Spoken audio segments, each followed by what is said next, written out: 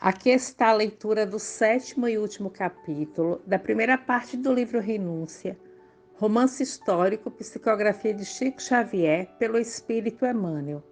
O link da playlist para acesso aos outros capítulos está na descrição do vídeo. Sejam todos bem-vindos ao canal para a Vida Melhorar. Sétimo capítulo, Caminhos de Luta. A chegada dos retirantes irlandeses em terras da América ocorreu sem maiores incidentes, não obstante a demorada travessia, de longa normal naquela época. O velho Gordon, como guia experimentado, conduziu a caravana com segurança ao porto de destino, onde os imigrantes se instalaram na zona mais tarde absorvida pelos subúrbios de Rutherford. Todos os corações estuavam de esperanças novas. Cirilo estava deslumbrado com a riqueza da terra, impressionando-se com a beleza dos horizontes. A paisagem evidenciava de fato um mundo diferente que, no dizer de Abraham Gordon, era a região destinada por Deus aos homens de boa vontade. A adaptação da pequena comunidade não apresentou dificuldades apreciáveis. Em breves dias, identificava-se satisfeita com as mudanças havidas, embalando-se em perspectivas promissoras. A caça e a pesca eram novidades que a todos proporcionavam não somente diversões inéditas, senão também abundante celeiro. Samuel e Abraão, aportados à nova terra, adquiriram uma centena de escravos e, com o auxílio do braço negro, iniciaram as primeiras culturas. Ao calor de entusiasmos fecundos, desdobravam-se energias para as tarefas imensas, assinalando-se que ao fim de poucas semanas, todo o trabalho estava normalizado. Recordando o berço natal, a extensa região que abrangia as duas grandes propriedades rurais foi batizada com o expressivo nome de Nova Irlanda. Samuel e Constância não cabiam em si de contentes e, apesar das saudades do Ulster, faziam o possível para reproduzir e conservar as pequeninas coisas que adornavam as antigas fazendas da Irlanda distante. Movimentavam-se os empreendimentos, nesse sentido, não apenas no interior doméstico, mas igualmente na divisão das pastagens, na localização da lavoura de batatas e legumes, nos aviários, estábulos e redis.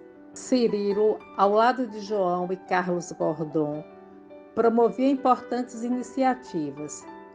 Cheios de energia e mocidade, operavam os três, uma verdadeira revolução agrária, orientando grandes turmas de servos na transformação benéfica dos patrimônios da natureza. Aqui eram braços d'água captados a distância de quilômetros para fertilizar pastagens e acionar moinhos. Além, eram os campos de experimentação dos cereais encontrados. Aproveitavam-se todos os conselhos dos colonos chegados antes deles. Regiões vastas foram destinadas ao plantio do fumo, base econômica de maior importância para o comércio de exportação. Cirilo, principalmente, não tinha messas de repouso, encantado com a grandeza do território que lhe desafiava a mocidade robusta e empreendedora. Atividade posta no trabalho intensivo e pensamento voltado para o lar distante, iniciou logo a construção da casa própria, fiel aos desígnios trazidos da Europa. A exemplo do que fazem aves próvidas, escolhia com desvelado carinho o material mais adequado à construção do ninho de futura tranquilidade. Lembrava as menores observações da companheira com referência ao assunto, para que fossem cuidadosamente desdobrados os serviços iniciais.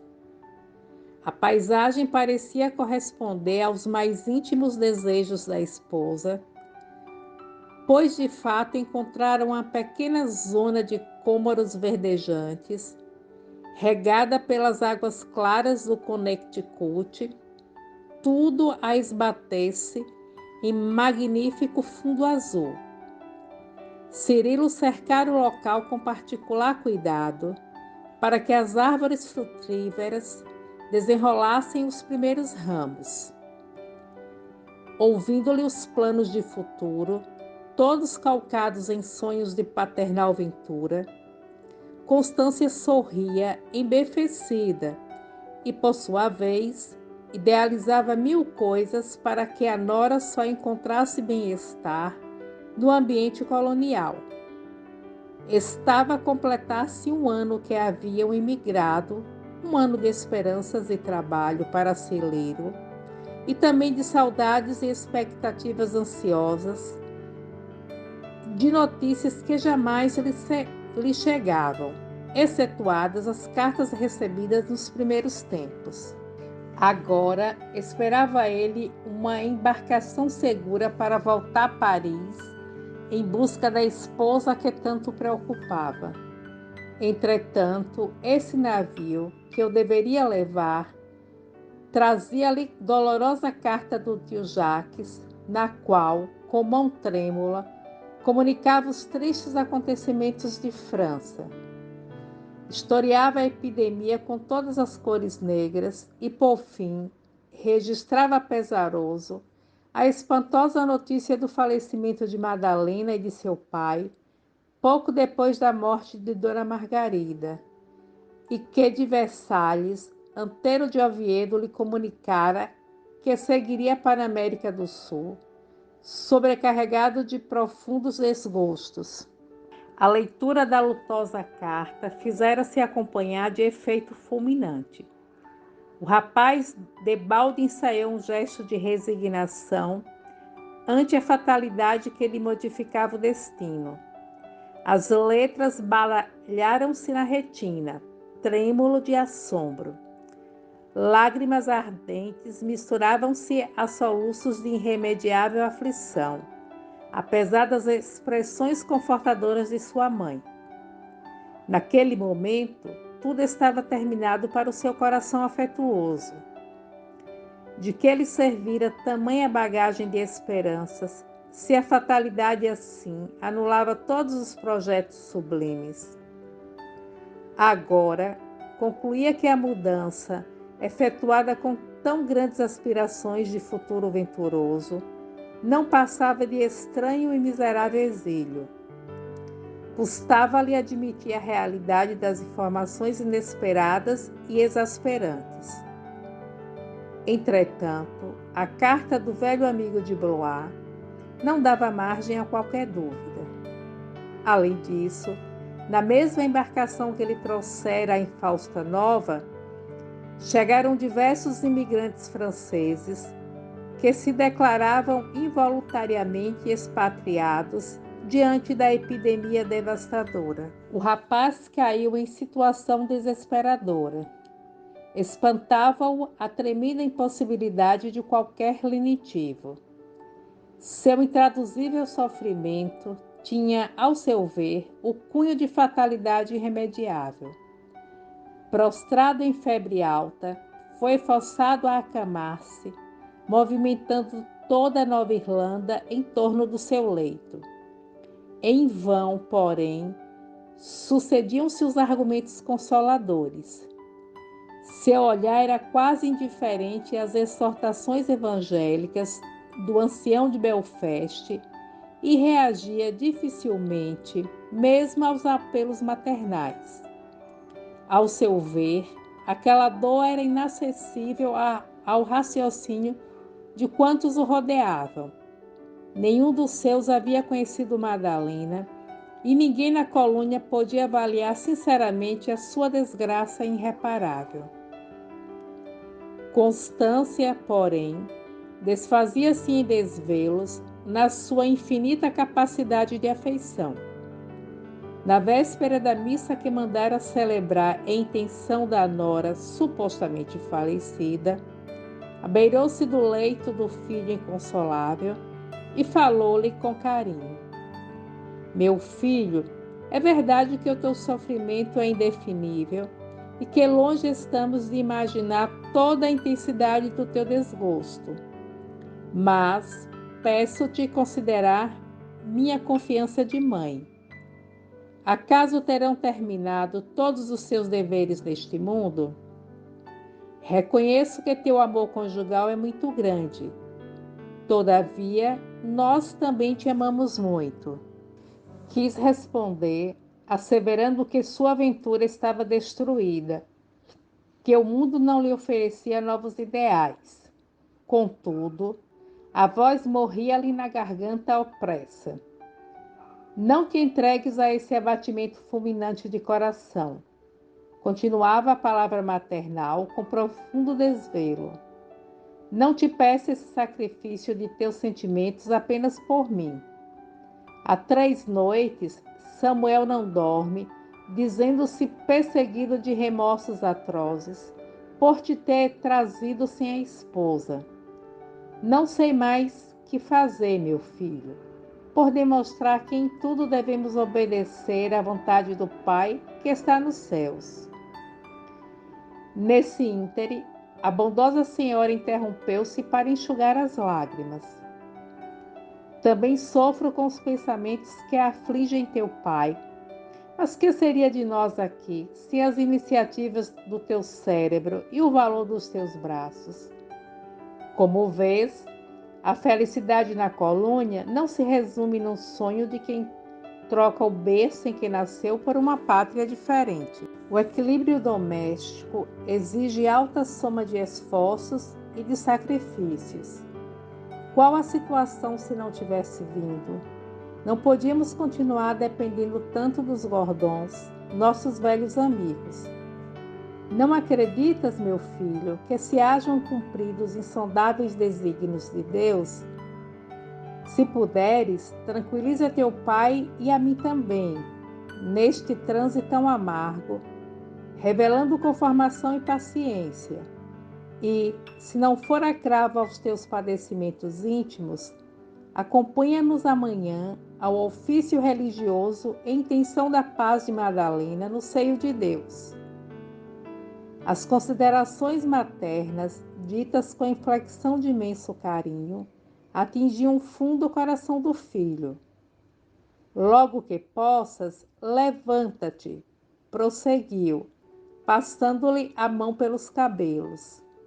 Recorda as nossas necessidades de trabalho. Pensa nos teus irmãos. Ele continuou silencioso, não obstante os inestimáveis resultados da exortação instante e humilde. Tão logo a genitora volveu ao interior da casa, ele começou a meditar mais seriamente na sua necessidade de reação. Não seria egoísmo insular-se de modo absoluto na dor que o acrabunhava? Cumpria não agravar as tribulações maternas, tampouco abandonar o genitor em meio de tantos empreendimentos iniciados. Nada no mundo poderia cicatrizar a úlcera que se lhe abrira na alma. Contudo, era preciso ocultá-la, retomar a charrua cotidiana e renovar as disposições a fim de não parecer covarde. Com grande esforço, levantou-se. A contemplação da natureza ambiente não lhe devolveu as alegrias primitivas. A magnífica paisagem americana assumia, agora, a seus olhos, o aspecto de cemitério adornado de árvores esplêndidas em apoteose de flores. A missa do dia imediato foi particularmente penosa para o seu espírito afetuoso. Os Gordons e os Davenports ocupavam os lugares mais destacados do interior da capela, enquanto os escravos se conservavam a certa distância, olhando-o com olhos piedosos. O pobre rapaz, trajado em rigoroso luto, não sabia como disfarçar por mais tempo as emoções que lhe estrangulavam a alma sensível. Ao terminar o ofício, quando recebeu o último abraço de condolências, sentiu um grande alívio.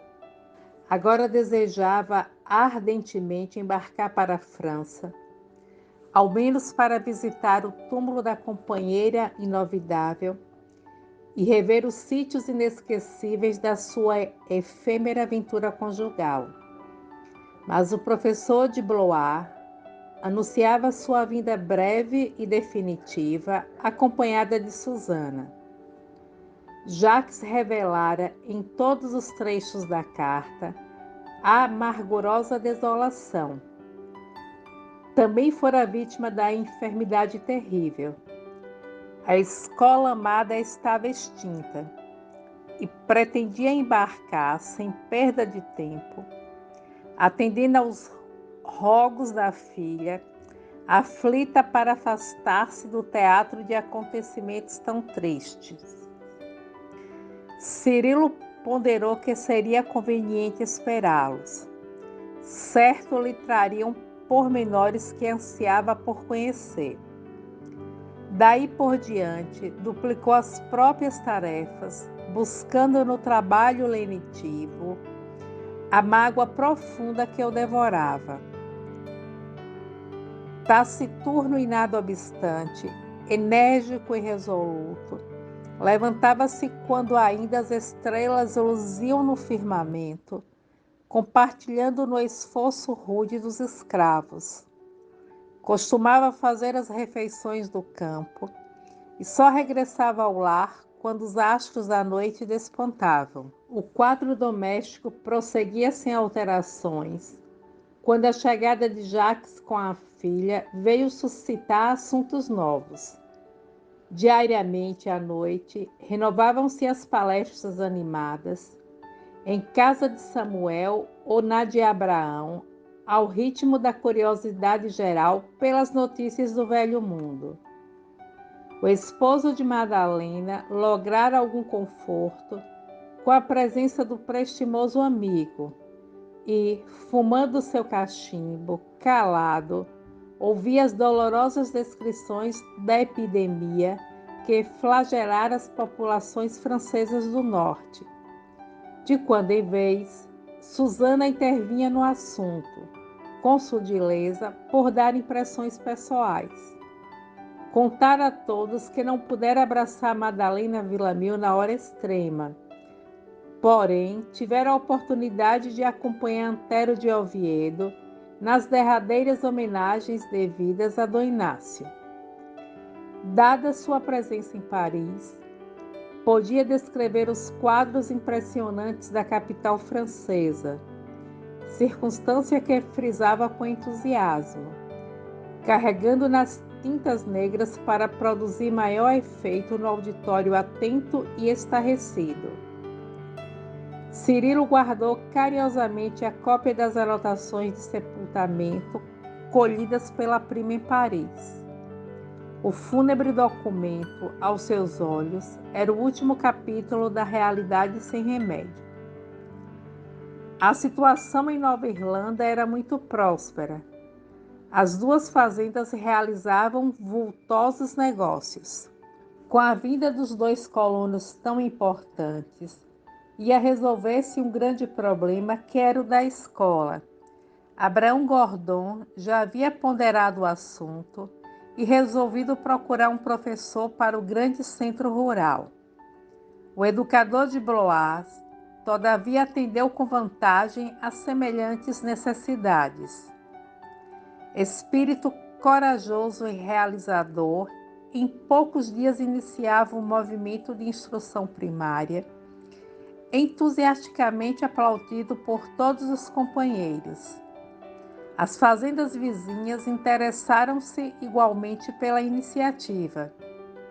Crianças de longe vinham matricular-se nas aulas prestigiosas dirigidas por professor de reconhecido mérito. Notava-se em Susana uma transformação singular, parecia outra.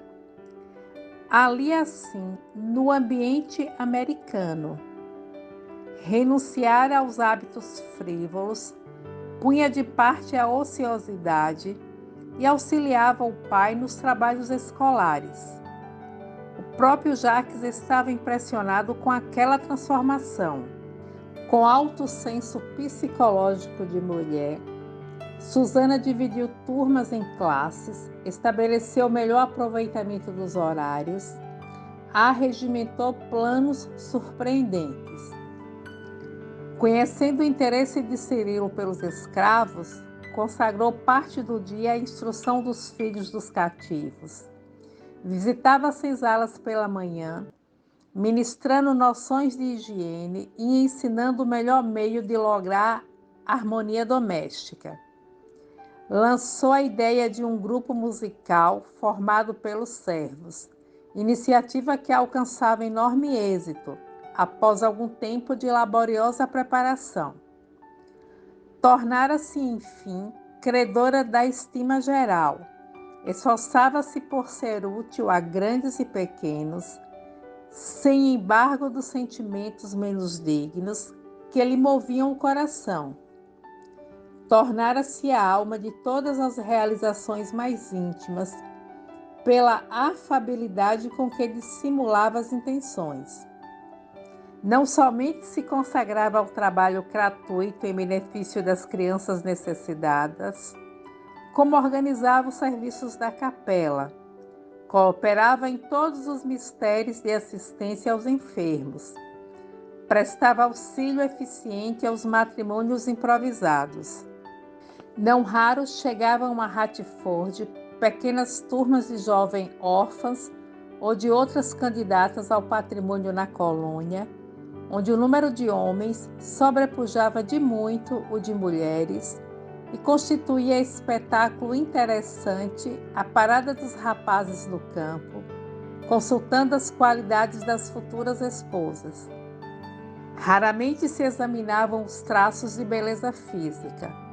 Quase todos, porém, se interessavam pela saúde das que reuniam melhores requisitos de capacidade para o trabalho, principalmente rigidez de pulsos e tornozelos.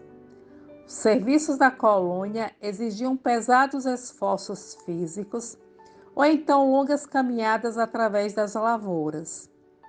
As concorrentes, julgadas incapazes, dificilmente conseguiam noivar. As famílias de tratamento entretinham-se em assistir às interessantes competições, encontrando nelas inesgotável assunto para serões humorísticos. Jacques Davenport chegara mesmo a observar que o novo continente era a primeira região do mundo na qual a mulher deveria vencer, longe da moda e da faceirice femininas. Em tal ambiente, era de prever que Susana Duchesne interessasse a todos os rapazes de nobre educação. Inteligente e afável, estimada por toda a comunidade, dadas as suas iniciativas de trabalho, entrou a ser requestada com empenho. E, contudo, ela se mostrava insensível às atenções de Carlos Gordon, que a cortejava francamente.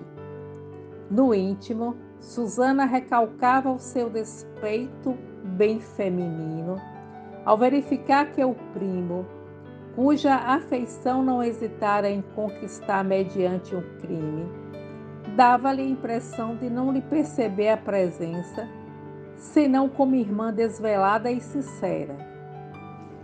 É verdade que o tempo lhe desfizera sombria catatura, como se houvesse afeiçoado a própria dor, sem conseguir alijá-la.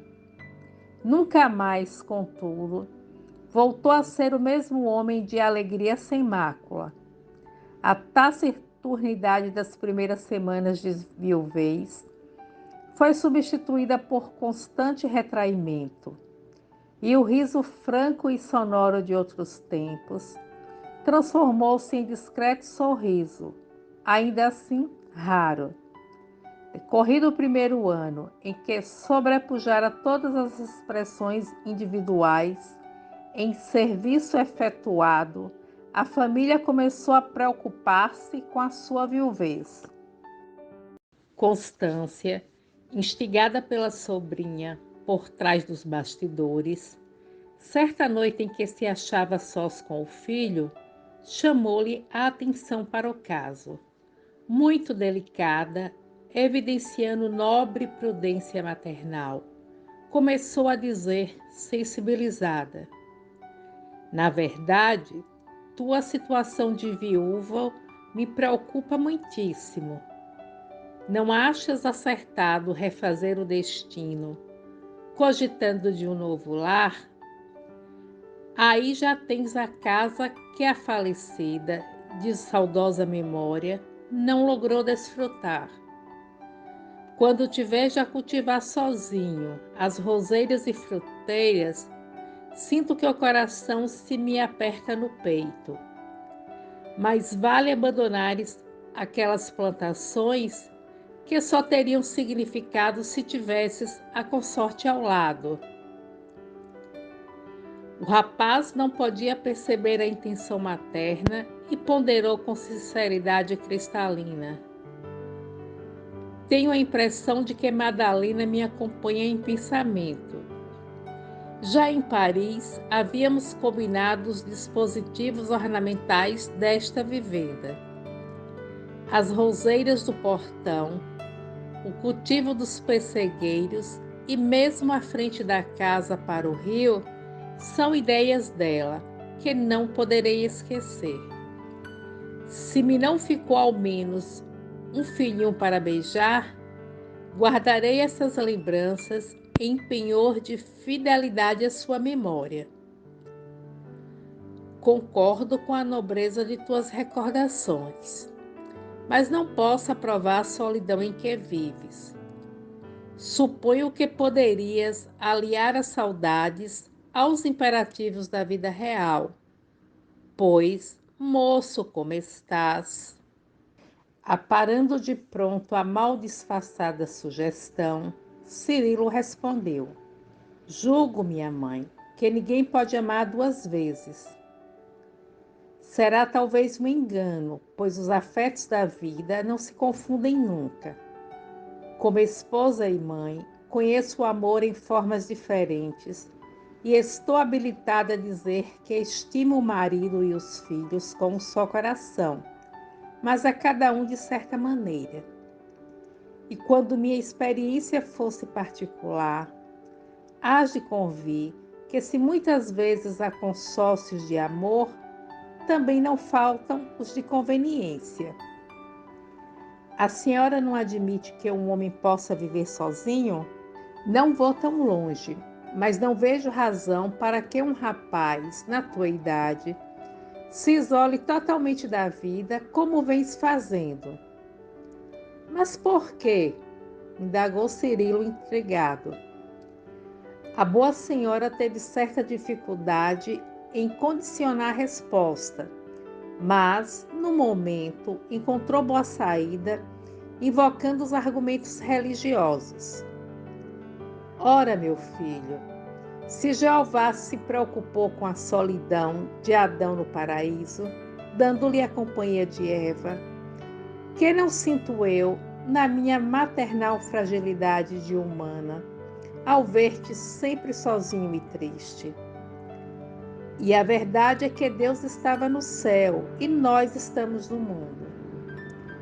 Mas o Criador, disse o rapaz, esforçando-se por sorrir às delicadas sugestões maternas, não deu a Adão duas Evas. A genitora também sorriu meio contrafeita, mas prosseguiu firme. Deixemo-nos de humorismos. Eu estou encarando a sério. Ouve-me, filho. Por que não esposas Susana, para que nossa alegria se complete? Tua prima sempre te acompanhou os passos com extrema fidelidade. Desde a infância que se interessa por teu bem-estar e procura o teu coração. Jamais lhe ouvi qualquer censura aos respeitáveis sentimentos que te levaram ao primeiro matrimônio. É um coração afetuoso, dedicado, fiel. Não seria criatura talhada para te restituir a ventura que bem mereces? E não seria louvável que lhe oferecesses agora o teu braço protetor? Cirilo esboçou num gesto de quem via confirmadas certas suspeitas mais íntimas e afiançou. Desde a chegada do tio Jaques, noto de fato na prima umas tantas pretensões, mas a verdade é que não posso esposá-la. Não se deve mentir nem mesmo ao próprio coração. De qualquer maneira, porém, acentuou Dona Constância, não se justifica a solidão em que vives. A própria Madalena, se estivesse conosco, não concordaria com semelhantes atitudes. Cirilo deu a entender que os alvitres seriam objeto de acuradas meditações, mas estava longe de pensar que a investida materna representava o início de cerrada ofensiva familiar, a fim de lhe modificarem os pontos de vista. Daí por diante, entrou a reparar mais detidamente nas atitudes mínimas de Susana, compreendendo-lhe as razões sutis no tratamento delicado dispensado aos seus homens de serviço. A pretexto de atender as crianças negras, ela percorria frequentemente as zonas de trabalho rude, distribuindo sorrisos e palavras de conforto. Cirilo começou a pensar naquelas necessidades de homem moço, insulado no mundo, sem assistência afetuosa de uma alma feminina e sem o estímulo dos filhinhos, coisas que sua mãe fazia questão de salientar quase todas as noites no serão doméstico. Por vezes, as ideias batalhavam-lhe no cérebro oprimido. Via-se à frente de caminhos de luta áspera em que necessitava vigilância para não cair. Assediado por uma torrente de opiniões, chegava a temer que as próprias ideias lhe faltassem no momento oportuno. A ideia de segundas núpcias lhe causava tal ou qual repugnância. Sempre considerar o amor como patrimônio intransferível. Era impossível me partir a alma, trair os estros espontâneos do coração. Os meses corriam em intensas expectativas para a filha de Jaques, quando inesperado acontecimento veio imprimir novo rumo à situação. Certa manhã de radioso domingo, após o culto, o ancião de Belfast procurou Susana, declarando-se mensageiro de grave assunto, que desejava examinar sós com ela. A jovem a atendeu, algo perturbada, visto não contar com a assistência do genitor, que se encontrava ausente. Logo que se defrontaram a sós, na saleta particular, Abraão Gordon expandiu-se com alegria. Não tivestes, exclamou sorridente com ares patriarcais. Teu pai não ignora o que te venho a dizer. Conversamos ontem à noite, tendo-me ele asseverado que o caso não lhe reclama a autoridade paternal, e sim o teu coração de filha. Mas que vem a ser tudo isso, tio Abraão? Interrogou a jovem, obedecendo aos costumes familiares, com a designação mais íntima. Dilueis sem circunlóquios, respondeu o ancião sorridente. É que a colônia está precisando de gente nova e novos lares. e Carlos me incumbiu de consultar-te quanto à possibilidade de um enlace que a todos nós se afigura auspicioso. Susana descorou, não esperava tal coisa. A presença do velho amigo, que se habituara a respeitar desde menina, impunha-lhe uma resposta leal. Mas a sinceridade e nobreza da consulta causavam-lhe estranha emoção. Admirava Carlos Gordon como rapaz culto e digno, mas não conseguiria ir além disso, pois que se lhe impunha formal recusa, procurava debalde os recursos da palavra. Diga, Susana, continuou o ancião solícito, por que te perturbas? Considera que não tens nenhum compromisso.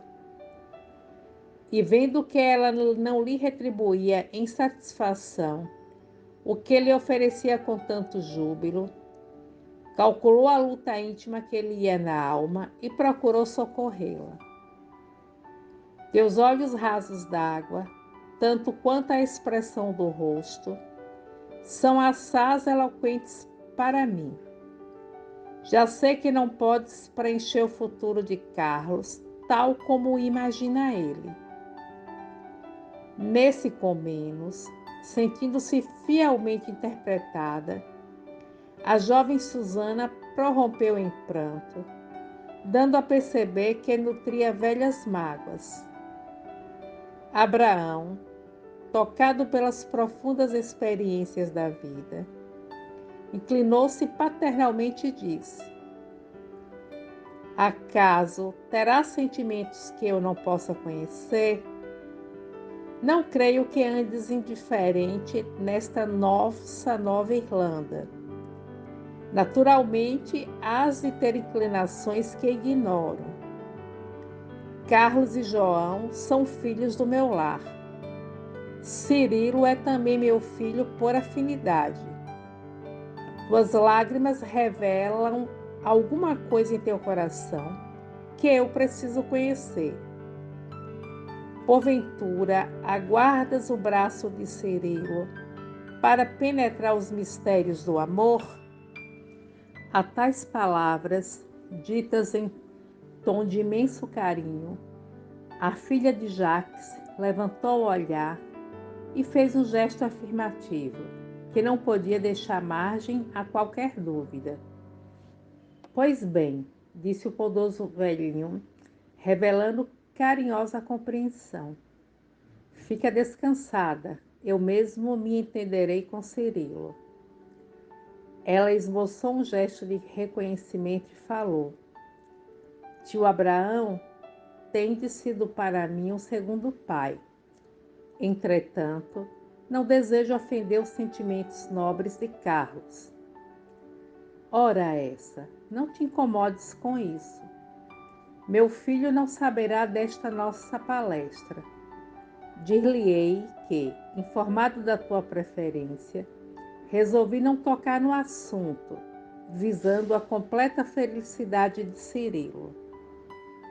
Como vos agradeço, murmurou a jovem, osculando-lhe ternamente as mãos. E enquanto o ancião se retirava, Susana experimentava novas esperanças, banharem-lhe o coração.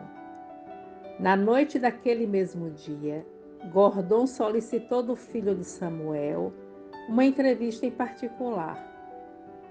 Cirilo o acompanhou a um canto da extensa varanda, não isento de alguma inquietação. A influência do velho amigo dos Davenports era sempre decisiva no seu caminho. Que Jacques conseguia dele por efeito de amor, Abraão igualmente obtinha por força de autoridade moral. Algo perturbado, o filho de Constância seguia-lhe os gestos mínimos até que o padrinho começou a falar, depois de longas reflexões.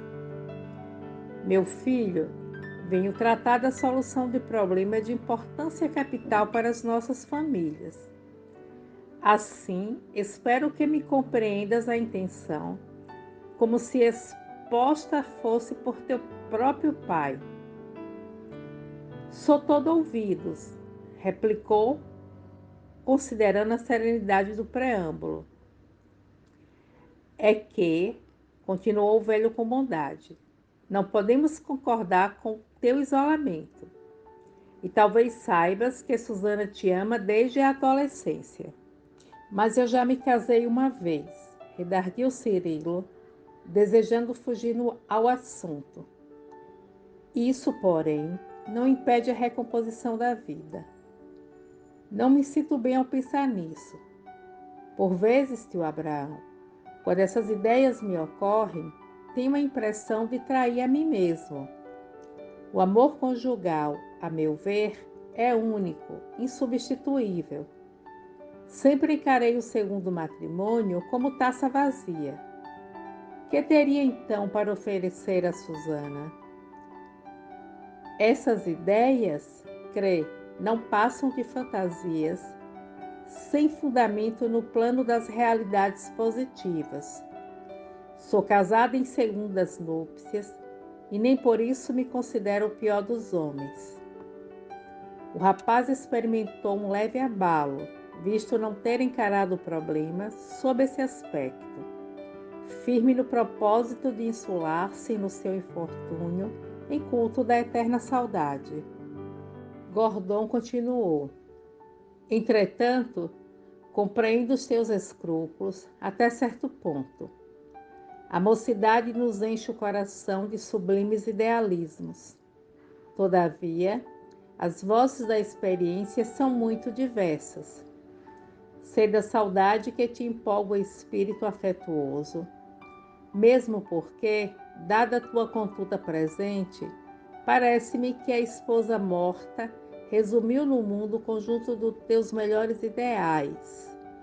No entanto, poderás guardá-la na memória como símbolo de inspiração, como página viva a reler, diariamente, no imo da alma, a fim de criar uma nova situação feliz. A primeira mulher foi a jardineira cuidadosa e fiel, que deixou o perfume de lições sacrossantas para toda a vida. Mas não há de esquecer que não estás fora do jardim da vida. Cirilo não respondeu, engolfado em profundo cismar. Julgas porventura, meu filho, que Nova Irlanda poderia progredir somente a expensas de nobilíssimos ideais? Muita vez tenho ouvido tuas apologias calorosas à opulência da terra que nos foi confiada. Repara o maciço da vegetação luxuriante que se perde na noite. Observa como o rio vai espalhando a vida silenciosamente. Toda a extensão vastíssima que o nosso olhar abrange espera o braço do homem. Meditemos nesse imperativo da natureza. A criatura viverá pelo coração, mas necessita aplicar e multiplicar os braços para colaborar na obra divina. A floresta requer cuidado, a terra aguarda o intercâmbio das sementes no seio fecundo, o curso da água reclama retificações para trabalhos proveitosos, os campos mais áridos sonham com o braço do rio.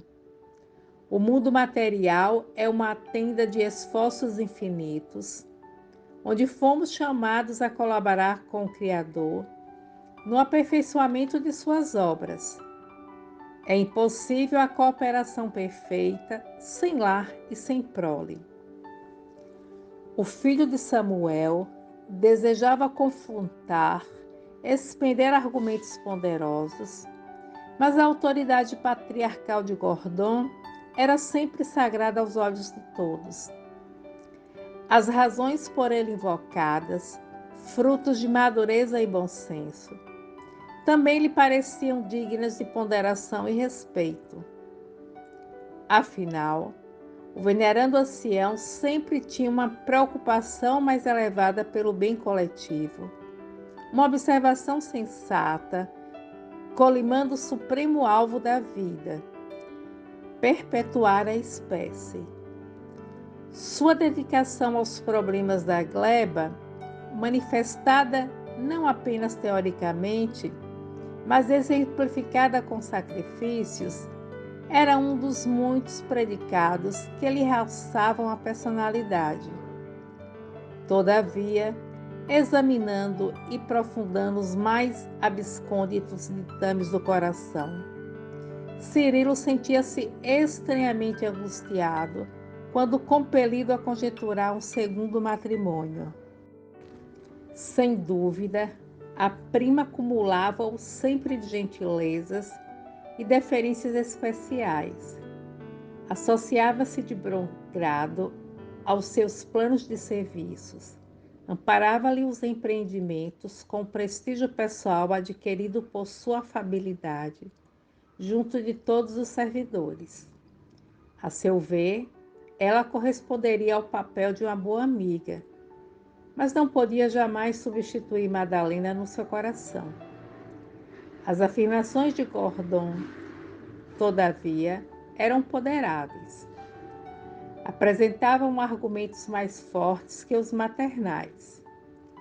O ancião de Belfast não se referia apenas a interesses pessoais, mas à coletividade, ao impessoal, ao mundo, à obra de Deus por intermédio da natureza. Reconhecendo-lhe a necessidade de raciocinar, o tio fizera longa pausa, faltando a insistir.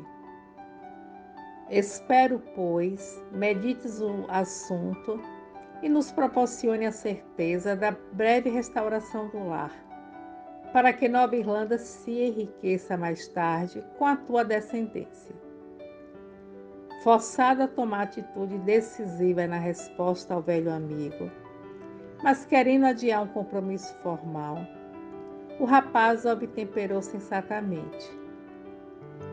Por enquanto, creio que não me devo pronunciar em definitivo, reservando qualquer decisão para depois da visita que tenciono fazer ao túmulo de Madalena em Paris. Abraão Gordon, porém, considerou que a resposta equivalia a meio caminho andado. A situação do restrito ambiente de Nova Irlanda continuava, assim, a ensejar ansiosas expectativas sobre o caso de Cirilo. A renúncia de Carlos em favor do companheiro, tornando-se arredio, sem que o filho de Samuel pudesse atinar com a causa do seu retraimento, imprimia nova força à opinião dos palradores. O rapaz sentia-se cada vez mais apertado no círculo dos comentários familiares, enquanto a filha de Jacques continuava agindo. O generoso professor de Blois não encarava os boatos com simpatia espontânea, mas também não desejava intervir em decisões de tal natureza, não só porque poderia parecer egoísta ao sobrinho, como ingrato e insensível à filha, que já lhe havia confiado seus votos mais íntimos por ocasião do casamento de Madalena. Tão logo marcou a viagem para a França, com o fito de visitar o sepulcro da esposa, Cirilo notou que Susana desejava a mesma coisa. A jovem temia intimamente que o primo pudesse encontrar algum fio da sombria teia e dispunha-se a segui-lo em jornada tão penosa, com a intenção de vigiar-lhe os passos. Em face das objeções familiares, alegou que precisava de material escolar para imprimir novo impulso aos seus trabalhos educativos. A fim de não agravar a preocupação dos parentes, deliberou levar Doroteia, uma das pequenas irmãs de Cirilo. Declarava-se desejosa de visitar, igualmente, a sepultura inesquecível e aproveitar o ensejo para rever antigas relações em Paris. E não houve como dissuadi-la. Após mais de 2 anos de ausência, o marido de Madalena regressava à França, assomado de amaríssimas recordações. Não estava propriamente alquebrado, pois o trabalho contínuo do campo dotara-o de singular robustez. No entanto, o olhar reservado e a comunicabilidade esquiva davam conta da profunda mudança operada. A chegada à capital francesa, depois de longos dias de viagem exaustiva, verificou-se sem incidentes dignos de menção, a não ser a gentileza crescente de Susana. Cirilo procurou avistar-se com os velhos amigos, que o receberam alegremente. Cada paisagem, cada rua, assinaladas pelos antigos hábitos, foram outros tantos espículos de consternação. Os antigos companheiros pintavam-lhe ao vivo as cenas tétricas inesquecíveis da varíola devastadora. Muitos seres caros haviam partido para sempre. Em companhia de Susana, visitou a casa de Santo Honorato, o recanto adorável de sua primeira aventura. Os novos locatários simpatizaram com ele e o convidaram a rever o interior da antiga morada, em atenção aos ascendentes da visita. Penetrou nos aposentos comovido e reverente, dando a impressão de ingressar no santuário muito amado. Susana descrevia-lhe o derradeiro quadro, indicando o local onde repousara Dom Inácio Villamil pela última vez, junto do sobrinho enlouquecido de dor. Cirilo foi mais longe. Avistou-se com a serva que sobrevivera a tantos infortúnios, vendo confirmadas as reminiscências angustiosas de que a prima parecia intérprete fiel. Das relações afetivas da extinta, encontrou apenas Colette, que se referiu à morta com lágrimas copiosas. Não conseguira vê-la no extremo instante, mas fora informada do seu passamento logo após a nuvem de sofrimento que abafara Paris por várias semanas, acrescentando que seu túmulo no cemitério dos Inocentes era objeto do seu carinho constante. Onde, porém, as impressões de Cirilo se tornaram mais dolorosas, foi justamente na silenciosa mansão dos mortos, quando lá chegou ao entardecer, em companhia da prima e da irmãzinha. Aproximou-se das duas campas com respeito infinito e ajoelhou-se junto à lousa que tinha o nome de Madalena. Reparou no róseo coração de mármore atravessado por um punhal, símbolo profundo que devia à lembrança do tio Jacques, e, esmagado pela saudade, soluçou longamente. A presença da prima não lhe impedia o pranto copioso. Mergulhado em preces, não reparou que Susana retirava da bolsa um papelinho. A jovem parecia reler velhas palavras, tocada igualmente por vibrações de indizível tristeza. Tratava-se da carta que a filha de Dom Inácio lhe escrevera para a Irlanda. Depois, ela aproximou-se de leve e entregou a carta ao primo, dizendo: "Veja, é da nossa querida morta." Ele mergulhou os olhos sôfregos no documento. Entre muitas outras advertências afetuosas, lá estavam as recomendações de Madalena. "Não deixes de amparar Cirilo durante minha ausência. Se eu pudesse, aí estaria para ajudá-lo a resolver com os nossos familiares os problemas emergentes, mas circunstâncias imperiosas se opõem aos meus desejos. Confio, entretanto, na tua amizade. Aconselha-o, auxilia-o como se fosses eu mesma." O rapaz beijou o papel e falou comovidamente: "Ninguém se desvelava tanto por mim. Deixemos agora o filho de Samuel Davenporto entregue à sua luta espiritual e voltemos à modesta chácara de Ávila, onde passaremos a examinar um novo acontecimento." Precisamente um ano depois do auxílio prestado ao espírito Antério de Oviedo, por aquela que ele fora mãe adotiva na terra, nasceu o primeiro filhinho de Dolores. Todos esperavam aquele advento com alvoroçada alegria, mas a criança causou a maior decepção. Mãozinha e o pé direito apresentavam-se deformados. E não só isso, como singular defeito do aparelho visual. A mão tinha apenas 2 dedos, enquanto o pé os tinha tortos e retraídos. No primeiro dia, os pais tentaram encobrir o fato, acabrunhados e receosos. Mas a velha serva que servia de parteira na grande propriedade dos Estigarríbias levou a notícia a Dom Alfonso, cujo pai não admitia a existência de aleijados em seus domínios. Na manhã do segundo dia, João de Deus foi chamado pelo amo mais moço, que lhe falou irritado e severo: "Hás de reconhecer que fomos bastante cordatos por ocasião do teu matrimônio, mas a fazenda não pode sustentar crias anormais." O pobre pai não ignorava a sorte reservada aos pobrezinhos, que nasciam assinalados por estigmas dolorosos, incapazes para o trabalho, e respondeu humildemente: "Já sei, Senhor, mas peço-vos, pelo amor de Deus, não seja meu filhinho eliminados, pois hoje mesmo dar-lhe-emos novo destino."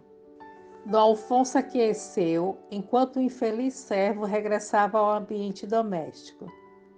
Depois de comunicar à esposa o ocorrido, misturou com as dela suas lágrimas, deliberando recorrer à bondade de Dona Madalena para que a criança fosse devidamente socorrida. Ponderaram as dificuldades extremas da generosa benfeitora e, acanhados de lhe falar diretamente, resolveram chamar a pequena Alcione, que, de certo, os auxiliaria com a sua ternura infantil. Atendendo ao chamado, a graciosa menina aproximou-se curiosa do berço improvisado. Dolores esforçou-se heroicamente para não chorar e falou: "Mandei buscar-te, Alcione, para dizer que o pequenino é teu e de tua mãe." A menina regalou os olhos de alegria, entremostrando a sombra infantil. Sem nada dizer, estendeu os bracinhos com sublime expressão de doçura. João de Deus envolveu o filhinho na camisola rendada que Madalena havia dado e ajudou-a a segurar a criança. Alcione exultava de alegria. Com enorme cuidado, voltou à casa, provocando a admiração maternal. A esposa de Cirilo surpreendeu-se. Transbordante de júbilo, Alcione mostrou-lhe a criancinha murmurando: "Julga que a cegonha deixou cair o pequenino em lugar errado.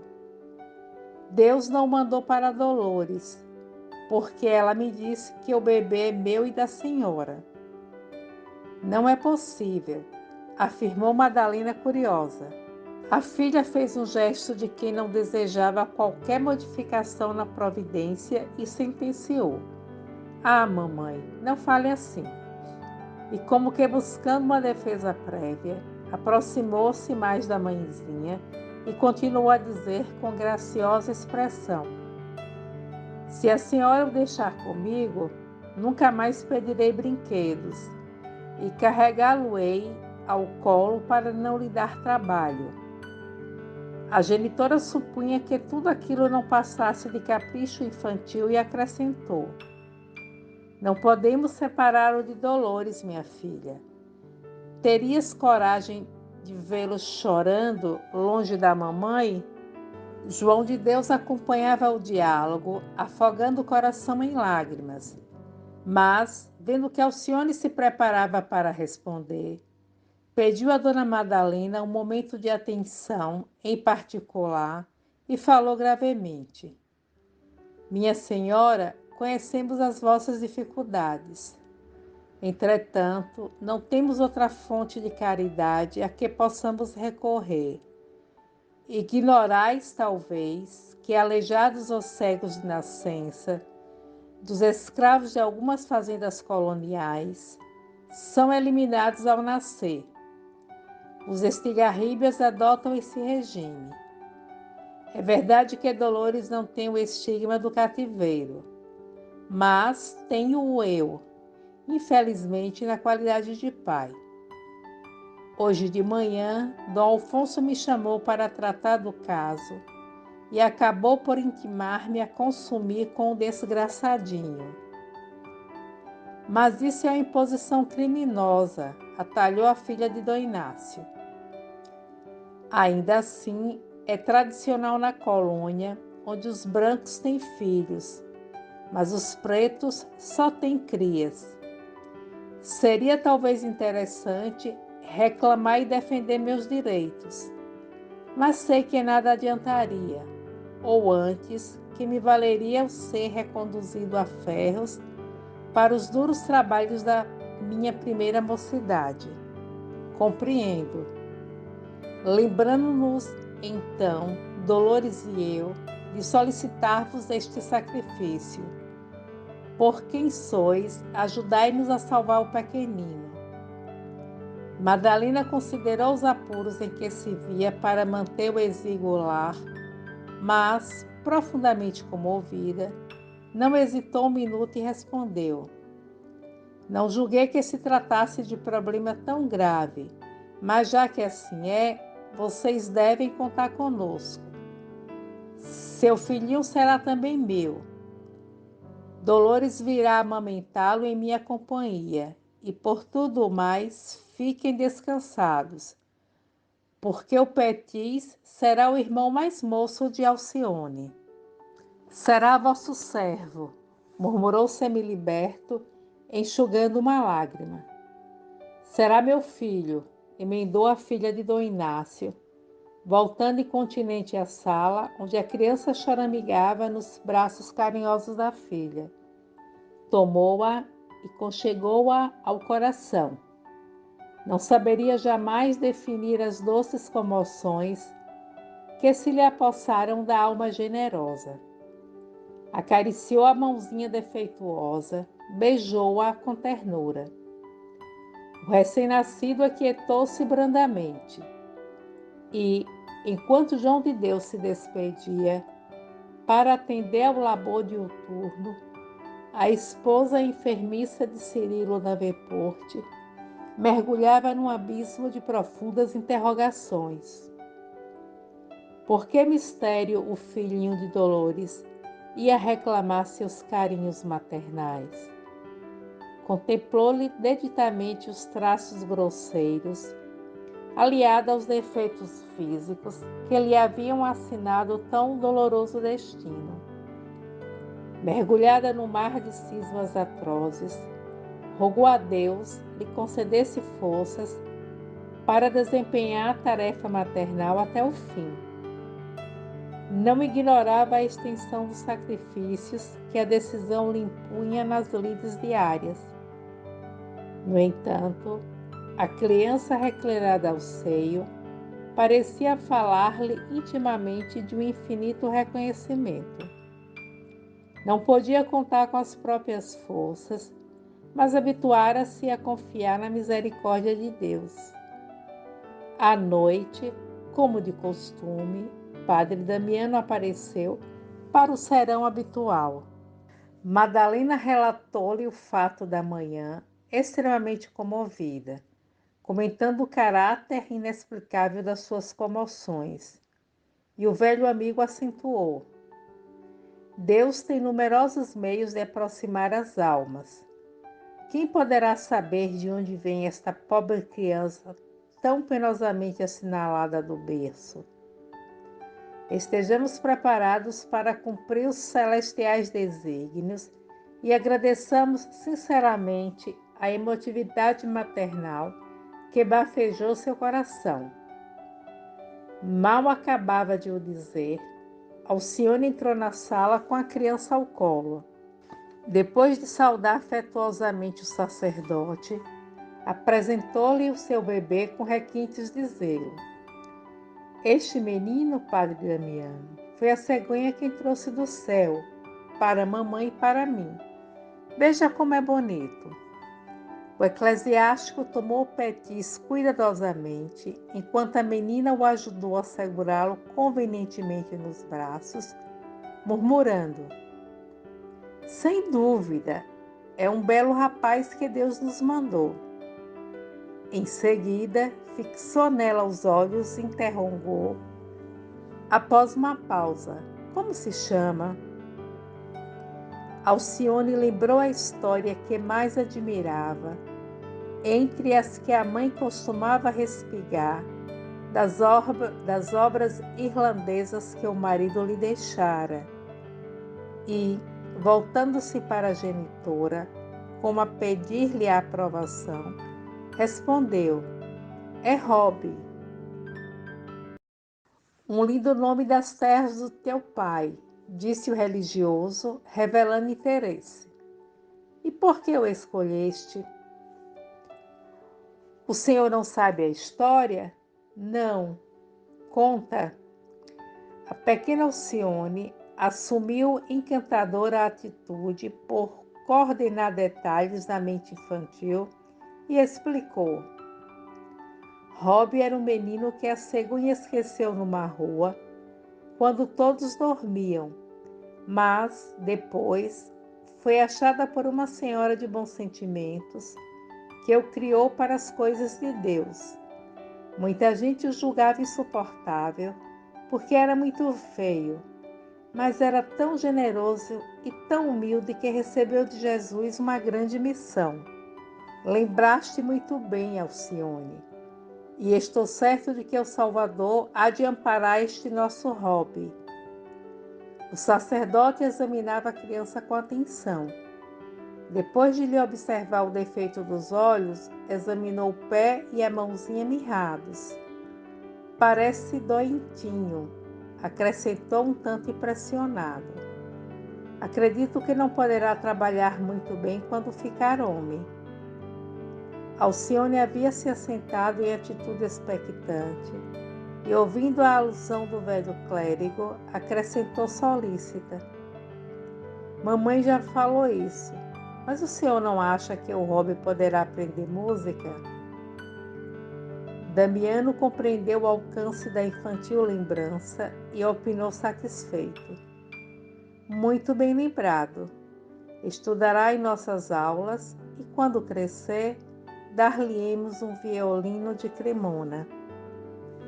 A menina bateu palmas de contentamento, como se houvera resolvido o problema de alta relevância, e, aproximando-se do sacerdote, retomou o petis com infinitos cuidados, enquanto a mãe lhe acompanhou os movimentos com um olhar de ternura indefinível.